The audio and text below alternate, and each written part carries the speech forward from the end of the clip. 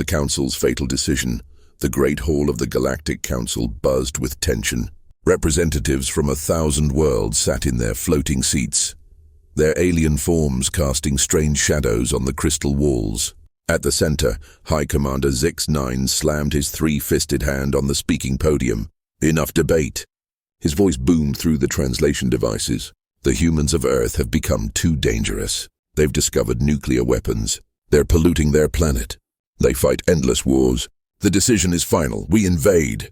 In the back rows, Ambassador Keth from the peaceful Mindari whispered urgently to his aide. This is madness. We should study them first, understand them. But his voice was drowned out by the cheers of the war-hungry species. The reptilian Sakari hissed their approval. The insectoid Vorthak clicked their mandibles in excitement. Even the usually calm Etherians glowed brighter with anticipation. The humans are primitive, declared General Thrak of the Sakari military. They still use projectile weapons. Their fastest ships barely reach their own moon. We have energy shields, plasma cannons, and ships that travel faster than light. This will be over in days. High Commander Zix-9 nodded approvingly. Exactly. Operation Clean Sweep begins in 48 standard hours. We'll land simultaneously on all their major continents. The humans will surrender when they see our superior technology. But something bothered Ambassador Keth. He had been quietly monitoring Earth's transmissions for decades. The humans were strange, yes. They were violent, true. But there was something else about them, something that made him uneasy about this invasion. Commander. Keth stood up, his crystalline body shimmering with concern. Perhaps we should— Silence! Zix-9 roared. The vote has been cast. 847 worlds in favor, 153 against. The humans will learn their place in our galaxy. As the council session ended, Keth hurried to his private chambers. He pulled up the secret files he had been collecting. Human movies, books, historical records. What he saw there made his crystal core pulse with worry. These humans, they were not like other species the council had conquered. Meanwhile, on Earth, Dr. Sarah Chen sat in her laboratory at SETI, staring at the strange readings on her computer screen. For weeks, she had been detecting unusual energy signatures from deep space. They were getting stronger and they were all pointing toward Earth. This can't be right, she muttered, adjusting her instruments. The signals were too organized, too purposeful to be natural phenomena. They looked almost like fleet formations. Across the globe, other scientists were noticing similar anomalies. Radio telescopes picked up encrypted communications. Satellites detected massive objects moving at impossible speeds. Military radar systems around the world began registering contacts that shouldn't exist. But the world's governments were too busy with their own conflicts to pay attention. Wars raged in 3 different regions. Politicians argued about climate change and economics. The regular citizens went about their daily lives, completely unaware that their entire world was about to change forever. In the Galactic Council's war room, holographic displays showed Earth in perfect detail. Every major city was marked with a red target. Every military installation had been catalogued. The invasion fleet was already moving, thousands of ships converging on the small blue planet. It will be glorious, Admiral Korax of the Etherian fleet transmitted to his officers. We'll demonstrate the power of the Galactic Council. These humans will become our servants, mining their planet's resources for the glory of our civilization. But in the depths of space, something else was stirring. Other alien races that had learned to stay hidden watched the approaching fleet with interest. They knew something the Council didn't. They had encountered humans before, not in space, but through intercepted transmissions, stolen cultural artifacts, hidden observation posts. The Shadows, an ancient race that preferred to remain invisible, sent encrypted messages to each other. The fools don't know what they're awakening. The Watchers, beings of pure energy, observed from the edges of the solar system. This will not end as they expect. Even the mysterious collectors, who had been secretly studying human behavior for centuries, paused their operations to watch what would happen next. On Earth, Dr. Chen finally convinced her supervisor to alert the military. Within hours, emergency meetings were being held in Washington, Moscow, Beijing, London, and every other major capital. But the politicians found it hard to believe. Aliens? The president's chief of staff laughed nervously. You're telling us aliens are coming to invade Earth? The evidence is overwhelming. General Morrison spread out satellite images and radar data. These aren't natural phenomena. We're looking at a coordinated approach by unknown spacecraft. Thousands of them. As the first day ended, the invasion fleet crossed the outer edge of Earth's solar system. Automated probes confirmed what their long-range scanners had shown. The humans had no space defenses. Their most advanced weapons were primitive missiles and aircraft that couldn't even reach low orbit effectively. It would be a massacre, or so they thought. First contact gone wrong. The invasion began at dawn on a Tuesday.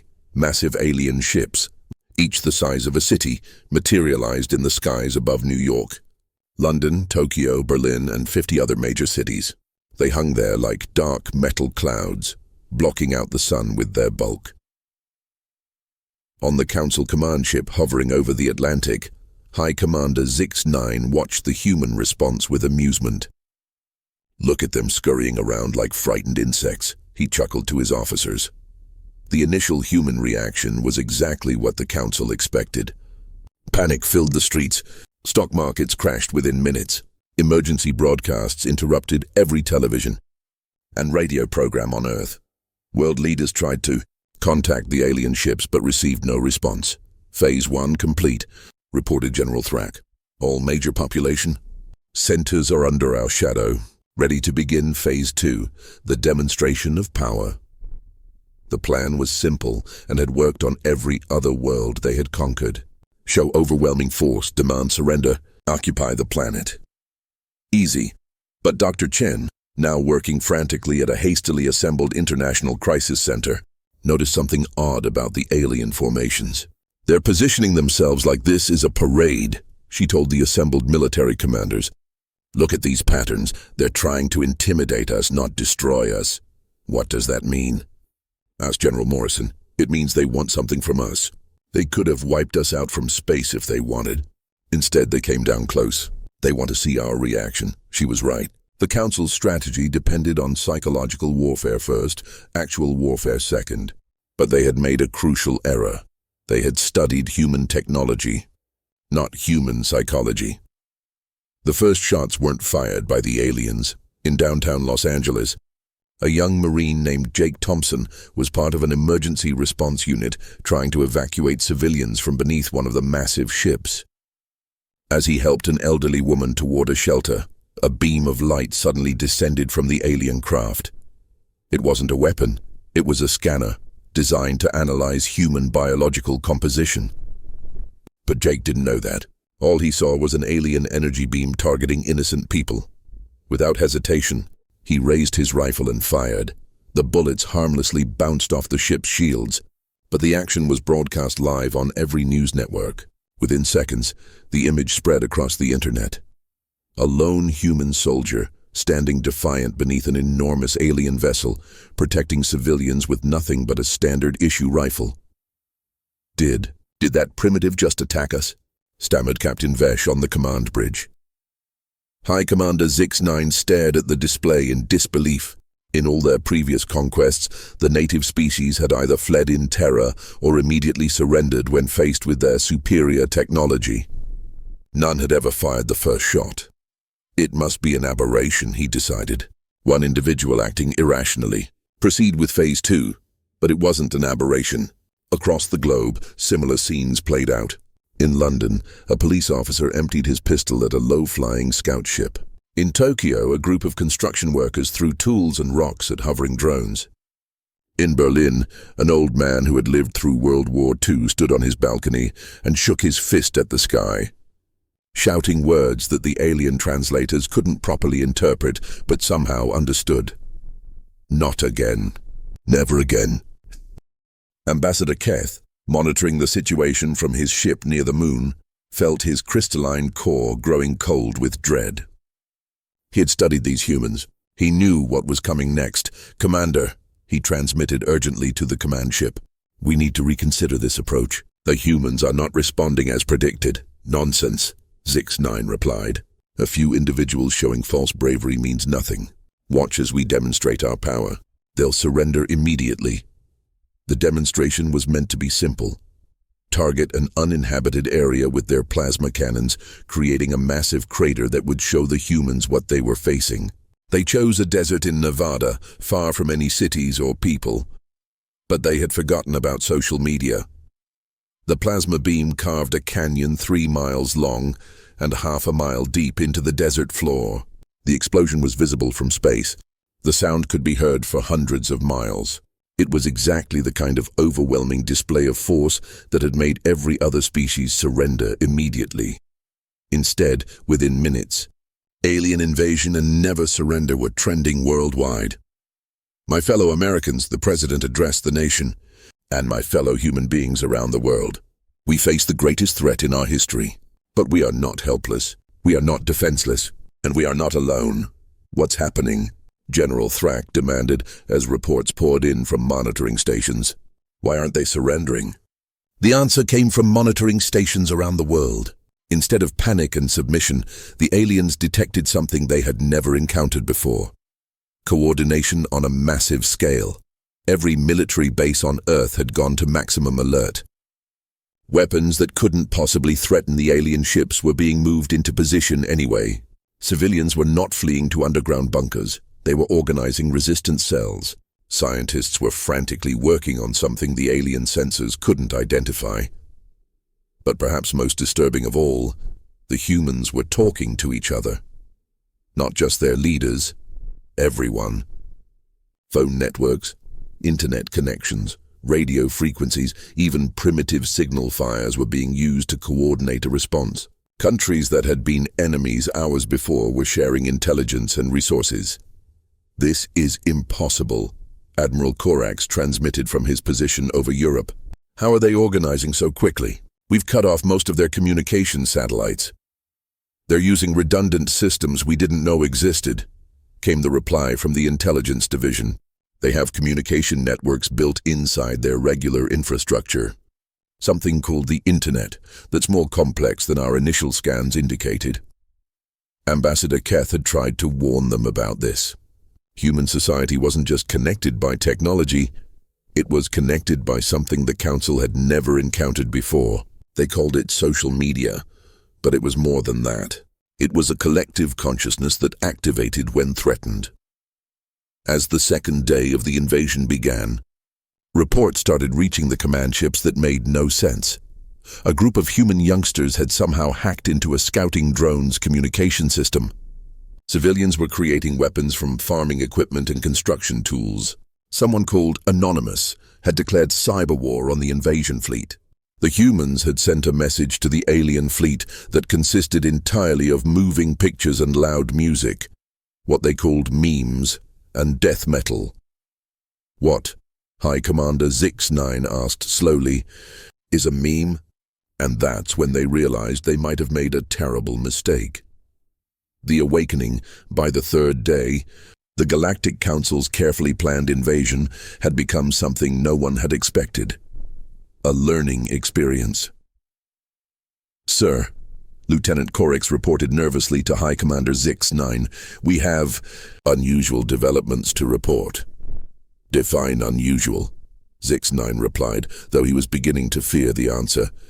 The humans have begun adapting.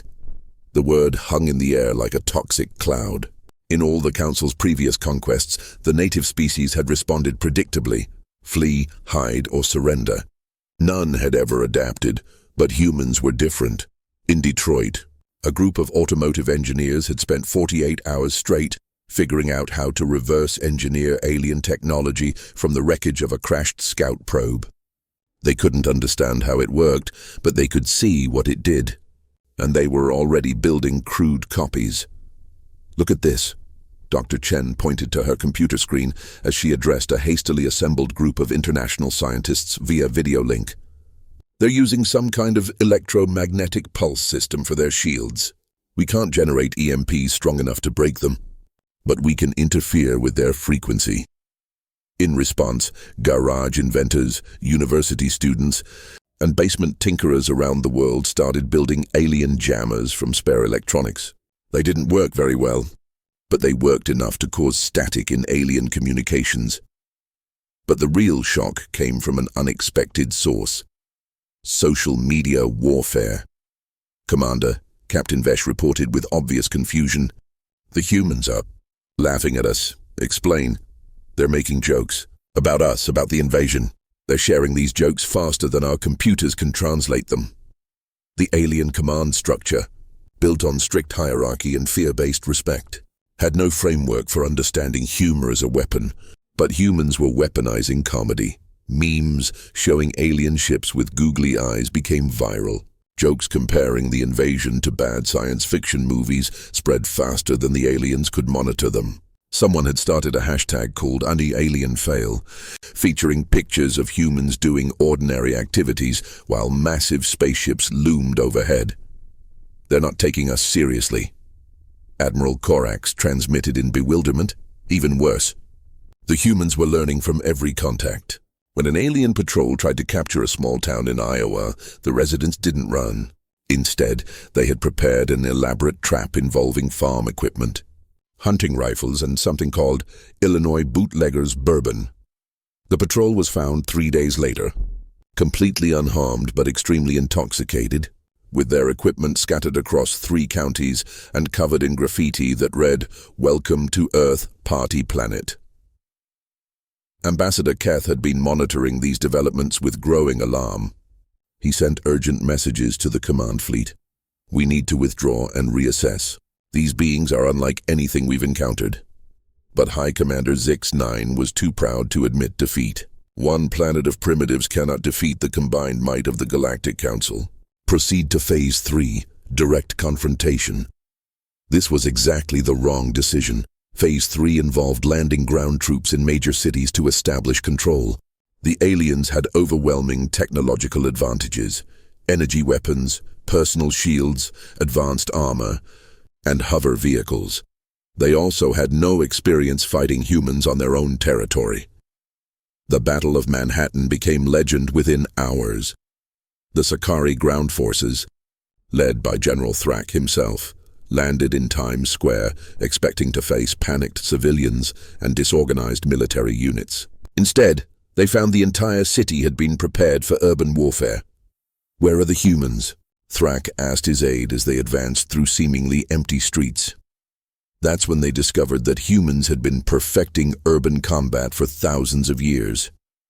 The attack came from everywhere at once: rooftops, sewer systems, subway tunnels, and building windows. The aliens' energy weapons were designed for open battlefield combat, not close quarters fighting in a concrete jungle. But the humans weren't just fighting with guns and explosives. They were fighting with psychology. Every alien communication frequency was flooded with Earth's loudest, most aggressive music. Heavy metal, death metal, and something called hardcore rap blasted from every speaker system in the city. The alien translators couldn't process the rapid-fire lyrics, but somehow the music itself seemed designed to be intimidating. Then there were the tactics that no military academy in the galaxy had prepared them for. Group of parkour athletes led alien patrols on high-speed chases across rooftop obstacle courses that ended with the aliens falling into carefully prepared foam pits filled with glitter and silly string.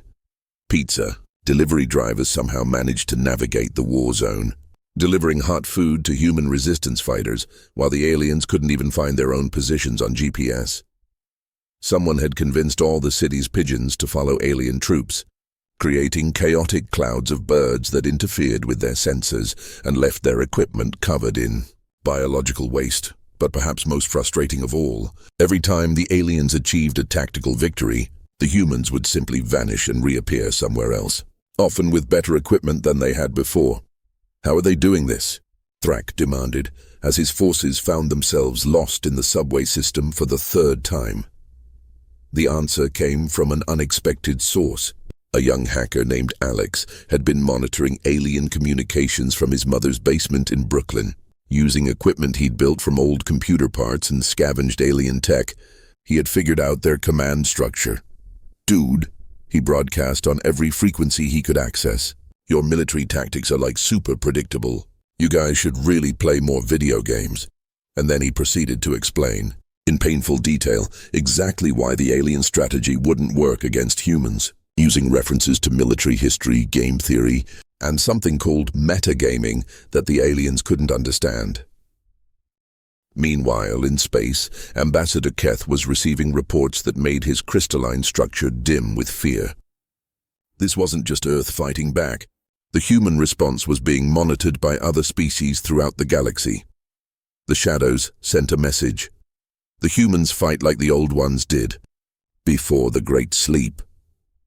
The Watchers pulsed with energy. They learn faster than any species we have recorded. Most disturbing of all, the Collectors had sent a single word. Impressive. Other species that the Council had conquered were also watching. And some of them were starting to ask questions about their own servitude. By the end of the third day, what had started as a simple invasion had become the most closely watched event in galactic history. And the humans, who didn't even know they had an audience, were putting on quite a show. "Sir," Lieutenant Corax reported with trembling voice, "we're receiving a transmission from Earth. It's addressed to you personally." "Put it through," Zix-9 commanded. The transmission was from Dr. Sarah Chen, speaking from what appeared to be a makeshift command center. She was calm, professional, and absolutely terrifying. "To the commanding officer of the invading fleet," she began, "this is Dr. Sarah Chen. Speaking on behalf of the people of Earth, we have a message for your Galactic Council." She paused, and behind her, the camera panned across a room filled with humans working frantically on devices that looked suspiciously like they incorporated alien technology.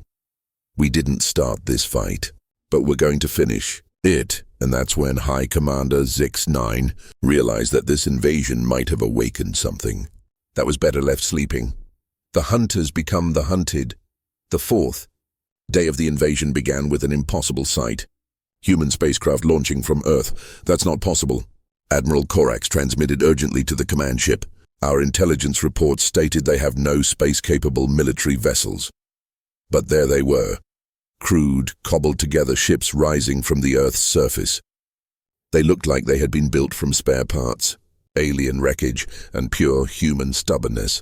Ambassador Keth, monitoring from his position near the moon, felt his crystal core pulse with something that might have been admiration. "They built those in 3 days, he whispered to his aide.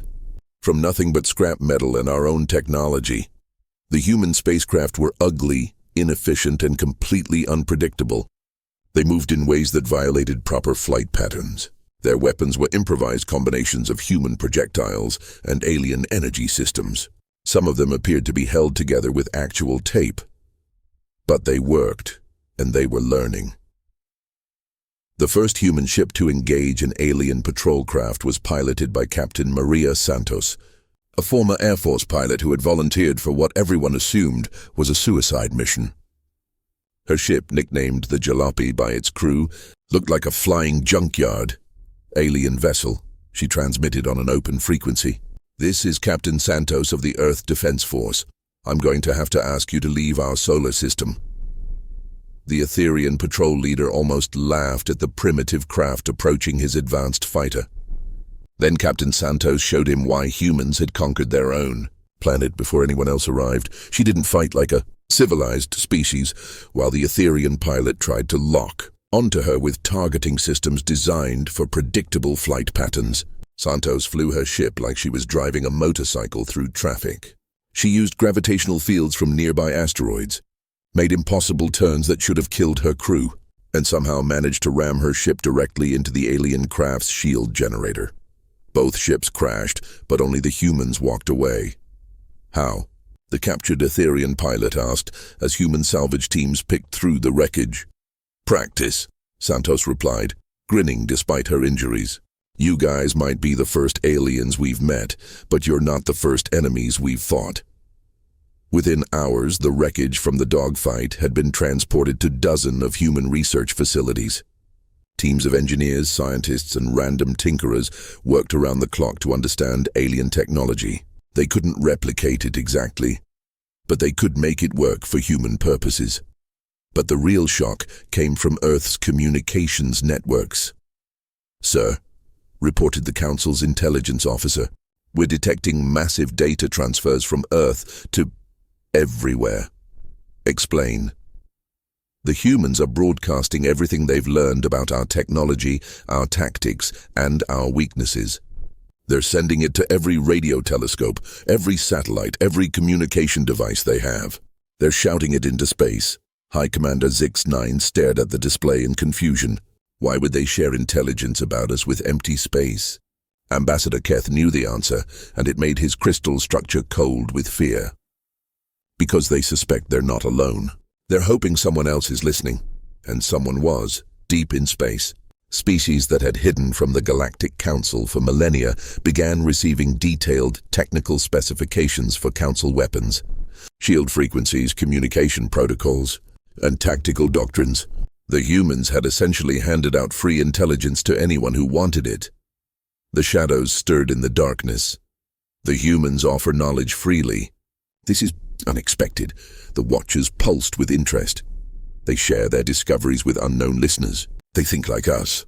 But the most disturbing response came from the edge of known space. Ancient signals silent for eons suddenly activated.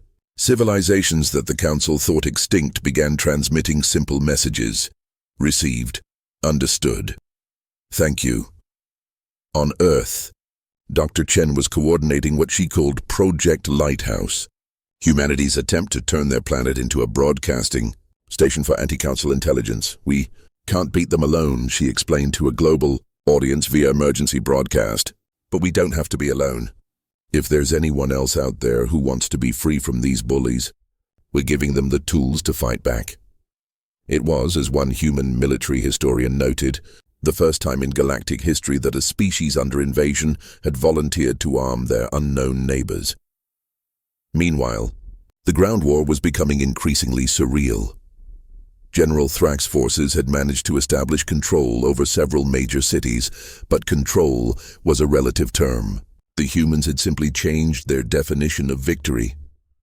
In occupied Los Angeles, the resistance wasn't trying to drive out the aliens. Instead, they were trying to convert them. "Look," a young human named Marcus explained to a confused Vorthak trooper, "you guys are obviously just following orders, right? But do you actually want to be here? Because there's got to be better planets to invade, ones without traffic jams and reality TV." The Vorthak trooper, who had been expecting violent resistance, found himself in a philosophical discussion about the nature of duty, personal freedom, and whether the Galactic Council's employee benefits were really worth conquering planets for. Similar scenes played out across the occupied zones. Humans were treating the invasion like a very serious cultural exchange program. They offered alien troops local food, carefully tested for biological compatibility. They taught them human games, shared human music, and showed them human movies.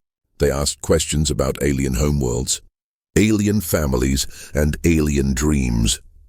"This is not standard resistance behavior," reported a Sakari sergeant after his squad spent 3 hours being taught how to play baseball by a group of teenagers. But perhaps most disturbing of all, some of the aliens were starting to enjoy themselves.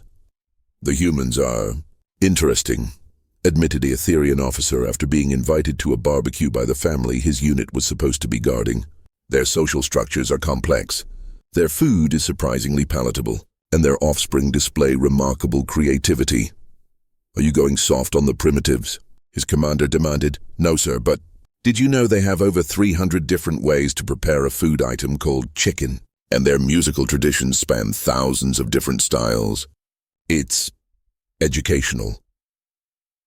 High Commander Zix-9 was beginning to realize that this invasion had become something unprecedented in galactic history, a learning experience for both sides. But the real crisis came when the Council detected massive energy signatures throughout the galaxy. Ancient weapons systems, thought to be derelict, were powering up. Lost civilizations were awakening, and all of them seemed to be very interested in humanity's broadcast intelligence about Council weaknesses. "Sir," Lieutenant Corix reported with barely controlled panic, "we're receiving formal declarations of war from species we thought were extinct." "How many?" 17 so far, and they're coordinating with each other using human communication protocols. Ambassador Keth transmitted from his observation post, "Commander, I strongly advise immediate withdrawal. This situation is escalating beyond our control." But Zix-9's pride wouldn't allow retreat. "We will not be defeated by one primitive planet and their imaginary allies." That's when Earth sent its final message to the Galactic Council. Dr. Chen appeared on screens throughout the invasion fleet, broadcasting from what looked like a command center that somehow incorporated technology from a dozen different alien species. "Commander Zix-9," she began, using his name and rank with casual precision that suggested humans had completely infiltrated Council communications. "We need to talk." Behind her, the camera showed something that made every alien officer go silent. Humans and aliens working together, building devices that looked like nothing anyone had ever seen before. "We didn't want this fight," Chen continued. "But since you brought it to us, we've learned some interesting things. About you, about your technology, and about your enemies."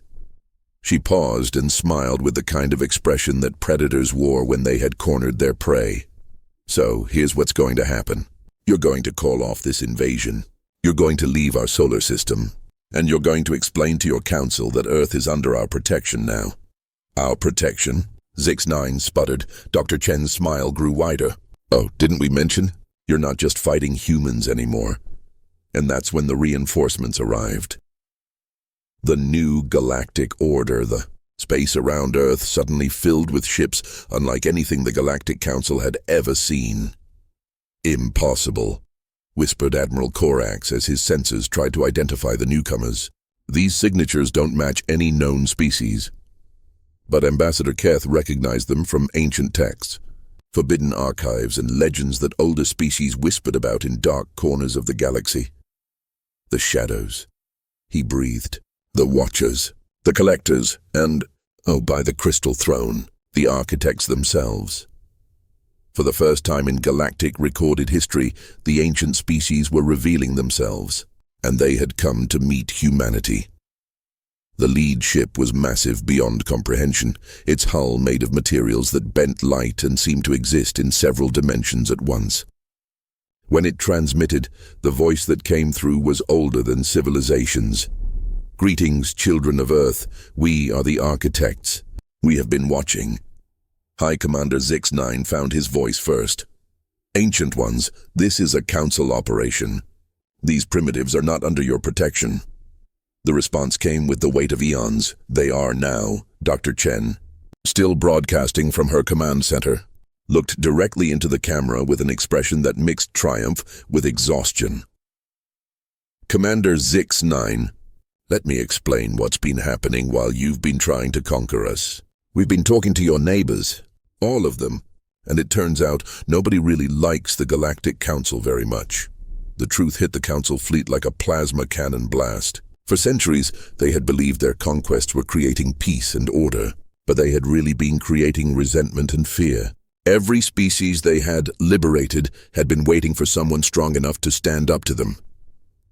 The humans transmitted the shadows from their living ships, showed us that the Council could be resisted. Their broadcasts contained not just intelligence, but something more valuable: hope. Other ancient voices joined the conversation. "We have watched the Council's expansion with growing concern," said the Watchers, their energy forms pulsing with authority. "The humans fight with honor and creativity," added the Collectors, their crystalline vessels gleaming with unknown power. "They share knowledge instead of hoarding it," observed another species that identified itself only as the Dreamers. Ambassador Keith, feeling the weight of history shifting around him, transmitted to the command ship. "Commander, we need to withdraw immediately. This is no longer an invasion, it's a galactic revolution." But the most shocking revelation came from an unexpected source: the conquered worlds themselves. Throughout Council space, the species that had been integrated into their empire began broadcasting messages of support for Earth. Not just passive resistance, but active rebellion. The humans showed us how to fight back, transmitted a representative from Kepler 442b, a world the Council had conquered decades earlier. Their technical broadcasts helped us disable our monitoring systems. For the first time in 40 years, we can speak freely. Similar messages poured in from hundreds of worlds. The Council's empire was experiencing simultaneous uprisings on a scale that their military couldn't possibly contain. "Sir," Lieutenant Corix reported with a shaking voice, "we're receiving formal notifications of independence from 847 worlds. They're all citing human liberation protocols as their legal framework." "What?" Zix-9 asked slowly. "Are human liberation protocols?" Dr. Chen answered from Earth. "Something we wrote up yesterday. Basic principles, right to self-determination, freedom of communication, protection from forced conquest, and mandatory Pizza Fridays."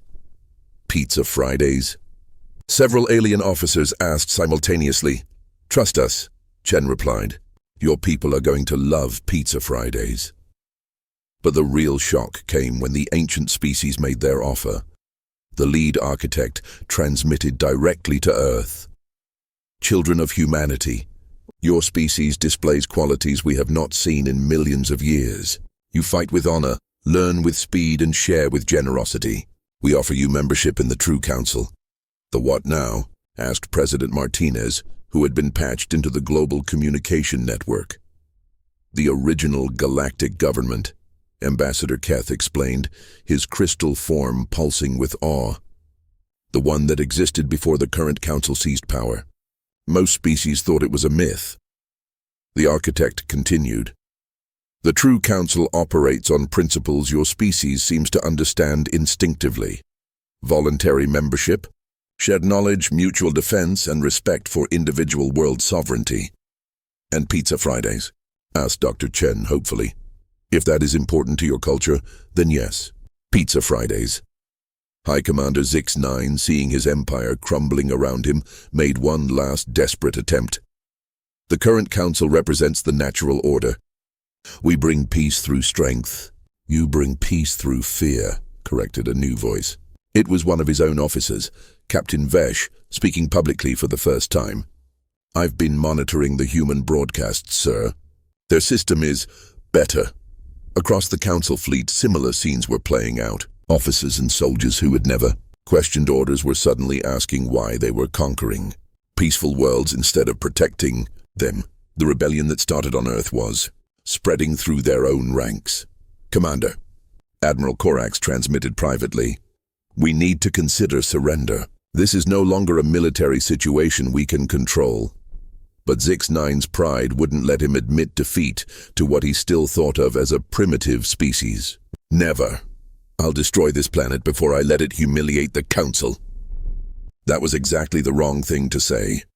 Every ancient ship in the system suddenly focused their weapons on the Council command vessel. Energy readings that made their sensors scream warnings flooded their detection systems. "Commander," the architect transmitted with a voice like the death of stars. "That would be inadvisable." Ambassador Keth, finally finding his courage, stood up in the council chamber aboard the command ship. "No more," he announced to the assembled officers. "I invoke Article 12 of the original charter, Challenge of Authority." It was an ancient law that hadn't been used in millennia.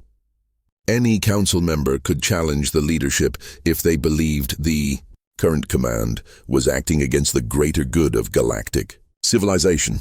"Seconded," transmitted Captain Vesh. "Thirded," added Admiral Corax. Within minutes, half the council fleet had joined the rebellion. Dr. Chen watched the alien civil war unfold from her command center, then made a decision that would reshape galactic politics forever. "All ships, this is Earth Command. We're declaring a ceasefire. Everyone, Council, rebels, ancients, and humans, we need to talk. And I mean really talk. Not threats, not posturing. Actual conversation. You cannot order us to..." Zix-9 began. "I'm not ordering," Chen interrupted. "I'm inviting. Come to Earth. See what we're building here. Talk to your own people who have been working with us. Make your own decisions." It was, as historians would later note, the first time in galactic history that a planet under invasion had invited their invaders to a peace conference. 3 days later, representatives from hundreds of species met in what used to be the United Nations building in New York. The building had been hastily expanded with a mixture of human construction and alien technology, creating a structure that looked like it belonged in several different centuries at once. High Commander Zix-9 sat at the negotiation table, his three-armed form rigid with barely controlled anger. Across from him, Dr. Chen represented Earth, flanked by Ambassador Keth, who had officially defected from the Council, and representatives from the ancient species. "This is ridiculous," Zix-9 declared. "You cannot restructure galactic civilization based on the whims of one primitive planet." "We're not restructuring anything," Chen replied calmly. "We're just giving everyone a choice. Your empire exists because species were afraid to say no. Now they're not afraid anymore." The evidence was overwhelming. In the week since Earth's resistance began, over 1,200 worlds had declared independence from the Galactic Council, not through warfare, but through simple proclamation. The Council's power had been based entirely on the assumption that resistance was impossible. Humans had proven that assumption wrong. "Look," said Captain Santos, the pilot who had survived the first space battle, "nobody wants to destroy what you've built. Some of your ideas are actually pretty good. But the whole conquer first, ask questions later thing has got to stop. What do you propose instead?" asked Admiral Corax, who had been surprisingly open to negotiation. Dr. Chen activated a holographic display that showed a new galactic map. The true council model, voluntary membership, mutual defense agreements, free trade and cultural exchange, and most importantly, no forced conquests. "And Pizza Fridays," added a young human diplomat, earning confused looks from several alien species. "We'll explain pizza later," Chen assured them. The negotiations took weeks, but gradually a new structure emerged. The old Galactic Council would be dissolved.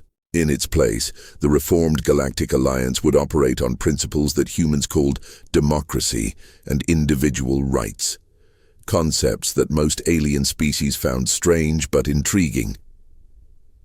High Commander Zix-9 held out until the end, refusing to accept that his military empire could be replaced by what he called primitive idealism. His final defeat came from an unexpected source, his own troops. "Sir," Lieutenant Corax approached him after the final vote, "the fleet has made a decision. We're accepting the terms of the Reformed Alliance. You cannot make that decision without my authority." "Actually," Corax replied, standing straighter than he ever had before, "the humans taught us something called democracy. We voted. You lost. The transformation of galactic civilization didn't happen overnight. It took years for species to learn how to govern themselves instead of being governed. Some worlds chose to remain isolated. Others eagerly joined the new alliance. A few tried to establish their own mini-empires and had to be gently discouraged by the combined fleet. But the change was real, and it was permanent. 5 years after the invasion that never quite succeeded, Ambassador Keth, now Ambassador to Earth from the Reformed Alliance, stood in Dr. Chen's laboratory. Watching her work on yet another impossible project. "What are you building now?" he asked, his crystal form pulsing with curiosity. "Faster-than-light communication array," Chen replied, not looking up from her calculations. "We're trying to connect every world in the Alliance instantly. No more waiting months for messages to travel between star systems. Is that even possible?" Chen grinned, the same expression that had terrified the Galactic Council. "Ask me next week." Keth had learned to be both excited and nervous when humans said things like that. In 5 years, they had revolutionized galactic politics, invented 17 new technologies, established the first interspecies university, and somehow convinced 3 different warrior races to take up competitive baking. "You know," he said thoughtfully, "when the Council first detected your species, they were worried because you seemed violent and unpredictable." "We can be," Chen admitted. "But we're also curious, adaptable, and stubbornly optimistic. Turns out those traits are more dangerous to tyrants than weapons ever could be." Outside the laboratory window, the skyline of New York stretched toward the stars. Human and alien architecture blended together in a cityscape that would have been impossible to imagine a decade earlier. Ships from hundreds of worlds docked at the orbital station, visible in the daytime sky. Earth had become the unofficial capital of the Reformed Alliance, not through conquest or politics, but because it was the place where beings from different worlds felt comfortable working together. "There's one thing I still don't understand," Keth said. "What's that? Why did you help us? After we invaded your world, threatened your people, tried to conquer your planet. Why did you teach us how to be free instead of just destroying us?" Dr. Chen finally looked up from her work. "Because that's what humans do. We've spent our entire history fighting each other, making mistakes, learning from them and trying to do better. When we saw other species trapped in the same cycles we'd been through, we wanted to help them break free too." She gestured toward the window, where alien children could be seen playing with human children in the park below. "Besides," she added with a smile, "the universe is a big, dangerous, amazing place. We figured we'd rather explore it with friends than fight over it with enemies."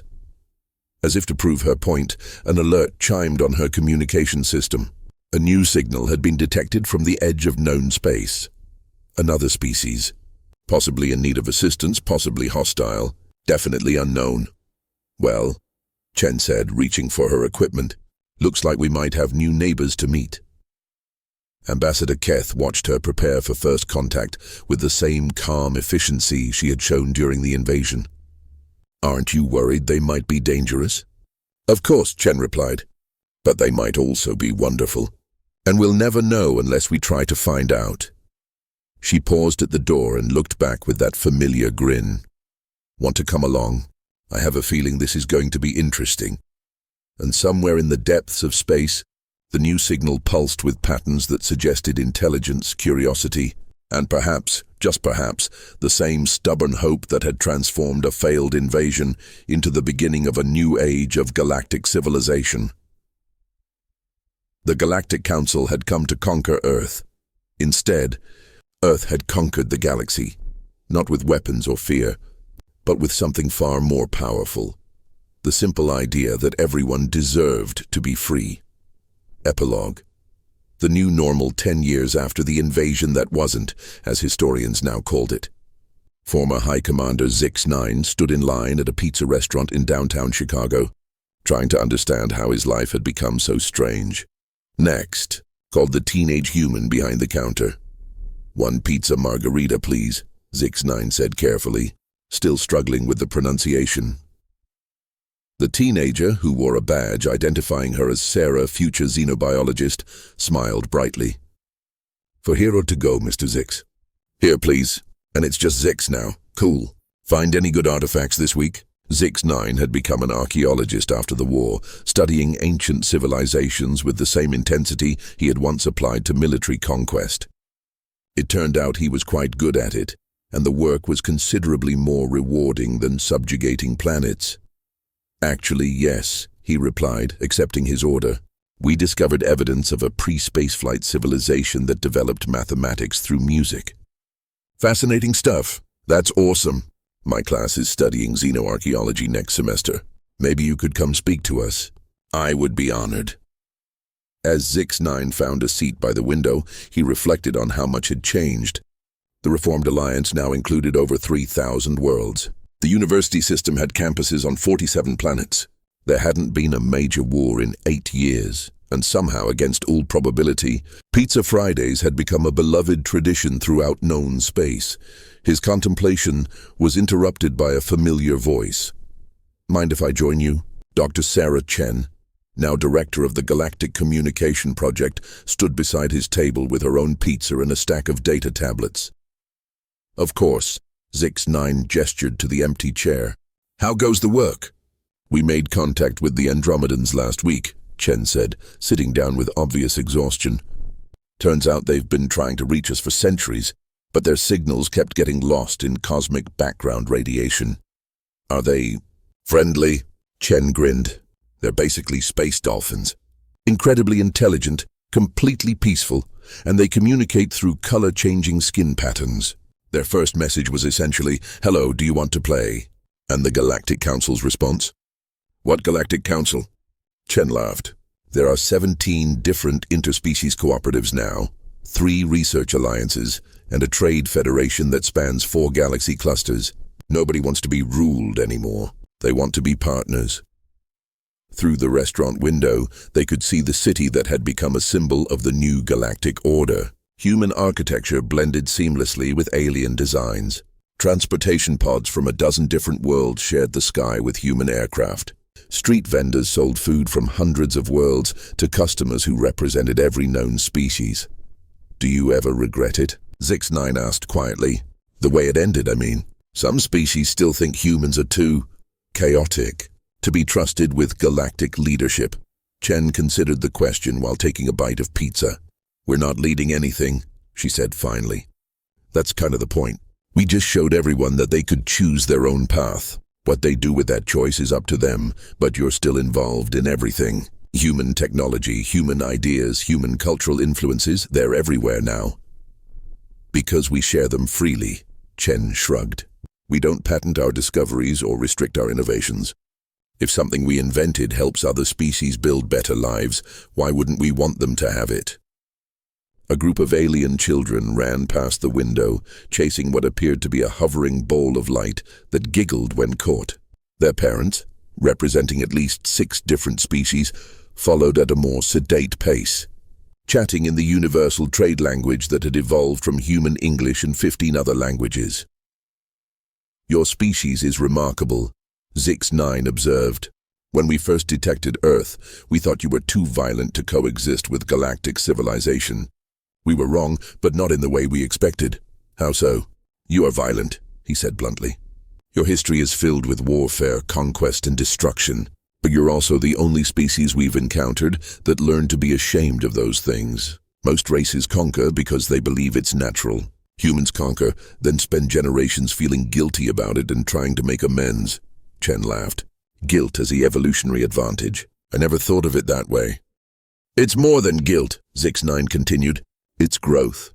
Every other species we knew reached a certain level of development and then stopped. Humans never stopped growing. Never stopped questioning, never stopped trying to be better than they were." A notification chimed on Chen's tablet. She glanced at it and her expression shifted to excitement. "What is it?" Zix9 asked. "Long-range sensors just detected something," Chen said, already standing up. "Deep space beyond the galactic rim. It's big, it's artificial, and it's heading this way." "Another invasion?" Chen was already putting on her jacket. "Maybe. Or maybe it's just someone new who wants to meet the neighbors. Either way, we should probably go say hello." "We? You're our best expert on pre-spaceflight civilizations. If this is some kind of ancient species, we'll need your insights." Zix9 found himself smiling, an expression he had learned from humans.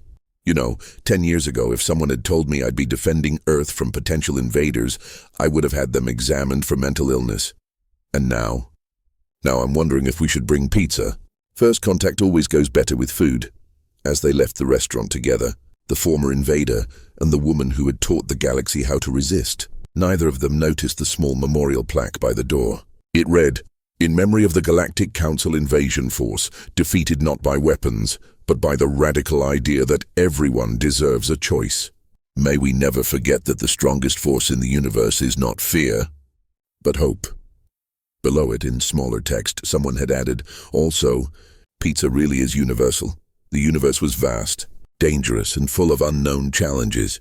But for the first time in galactic history, beings from thousands of worlds were facing those challenges together, not as conquerors and conquered, but as partners in the greatest adventure of all, discovering what lay beyond the next star.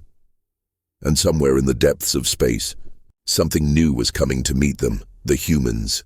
Naturally, couldn't wait to find out what it was." The end.